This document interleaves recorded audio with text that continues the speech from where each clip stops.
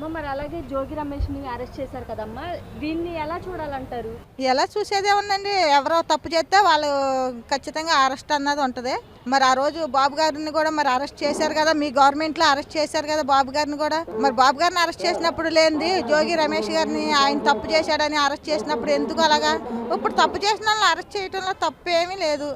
అంటే నేను ఏ తప్పు చేయలేదు అని అంటున్నాడు కదమ్మా. చేయలేదన్నప్పుడు కోర్టులోని జడ్జిలు ఉన్నారు, న్యాయస్థానం ఉంది, అది చూసుకుంటది. గత 5 ఏళ్లలో ఈ లిక్కర్కి సంబంధించి కల్తీ లిక్కర్ వల్ల అనేక మంది చనిపోయారు, వాళ్ళ కుటుంబాలు కూడా రోడ్డు మీద పడ్డాయి.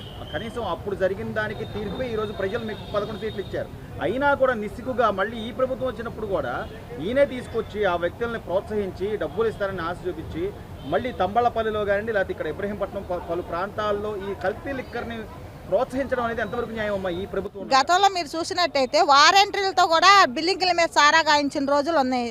నకిలీ మద్యం అన్నది జగన్మోహన్ రెడ్డి గారు అయ్యామలోనే జంగారెడ్డిగూడెంలో ఎంతమంది చనిపోయారు అన్నది పబ్లిక్ గా అందరికి తెలిసిన విషయం. జంగారెడ్డిగూడెంలో మరి ఆ రోజున అంతమంది చనిపోయారు, అది ఎవరి టైంలో జరిగిందండి? వైసీపీ అయ్యామలోనే కదా. మరి దాన్ని తీసుకొచ్చి దీంట్లో కలిపి మీరు కూడా అలాంటి వాళ్ళని అనొద్దు. జరిగిందే జంగారెడ్డిగూడెంలో జనం ఎంతమంది చచ్చిపోయారు అన్నది ఆ రోజు నాడు పబ్లిక్ అందరికి తెలుసు.